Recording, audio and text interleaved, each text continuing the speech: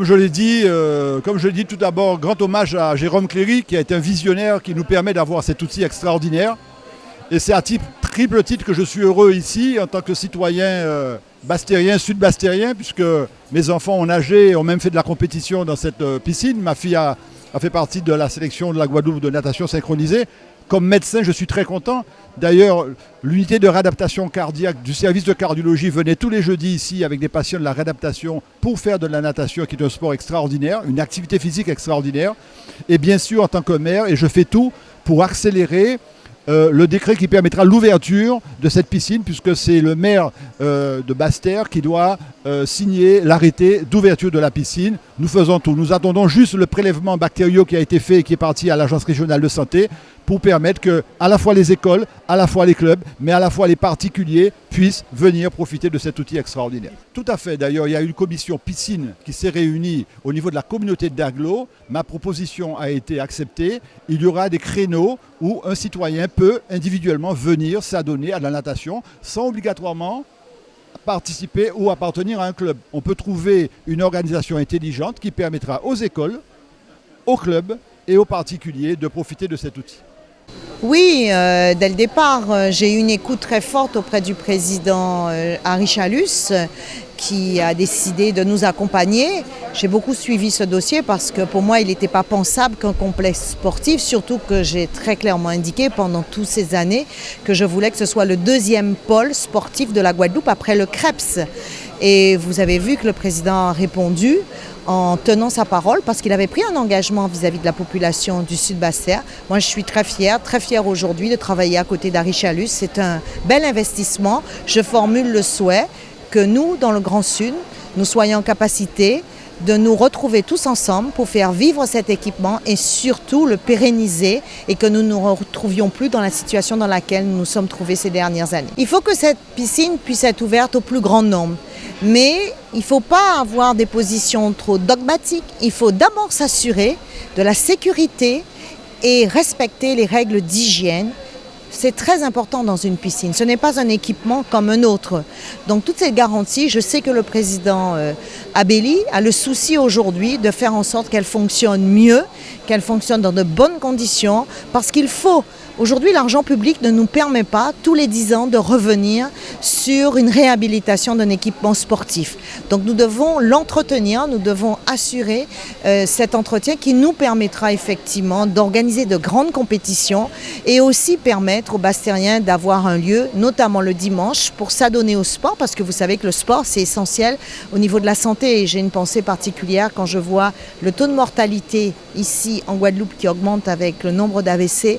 On se dit que nous, en responsabilité, au niveau de la puissance publique, nous avons tout à faire pour encourager, soutenir nos compatriotes qui s'adonnent à la pratique du sport.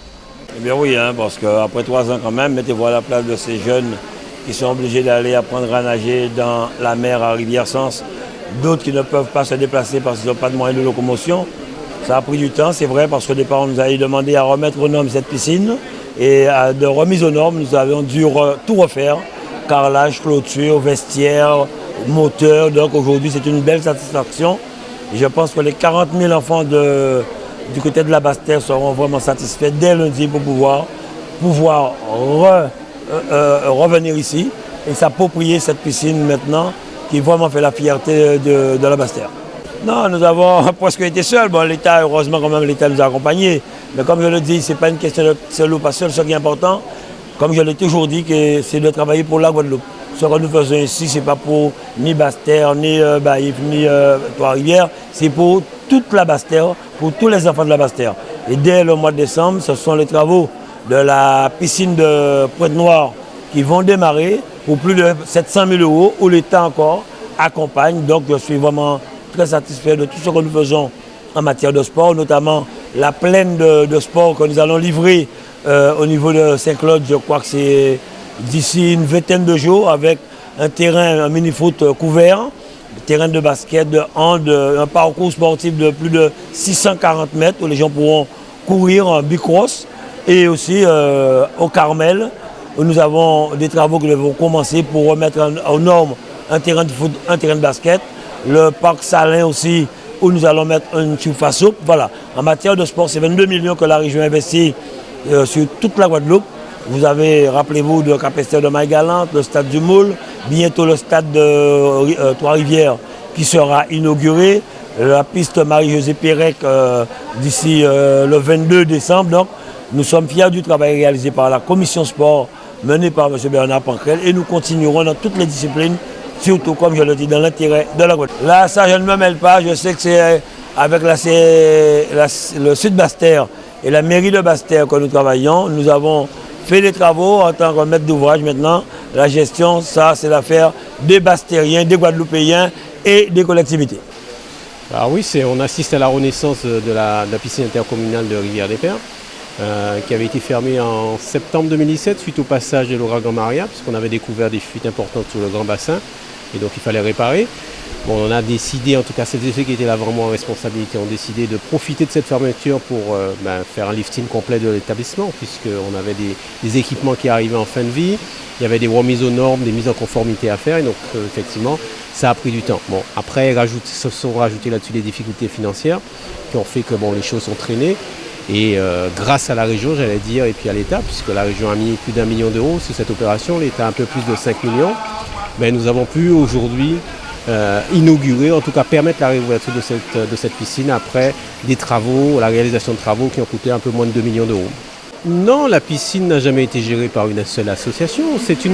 L'équipement appartient au Grand Sud Caraïbes. Le Grand Sud Caraïbes a du personnel qui peut faire fonctionner, mais en tout cas pas en nombre et en qualification nous permettant de faire fonctionner pleinement. Et donc il y aura des créneaux horaires qui seront réservés à certaines associations, en particulier deux. Je veux dire, il y en a deux qu'on connaît, c'est les Marsouins et le CNRBT. Il y aura des créneaux réservés pour une utilisation par les services de la communauté d'agglomération, puisqu'on a du personnel qualifié pour faire fonctionner, en tout cas sur un certain nombre d'activités et sur une plage horaire. Et puis surtout, la piscine sera accessible à tout public, puisque aujourd'hui, c'est vrai que par le passé, il fallait absolument passer par une association pour fréquenter cet équipement-là. J'ai souhaité, avec les élus de la communauté d'agglomération, permettre un accès en libre service sous la surveillance du personnel du Grand Sud Caraïbes à tout public.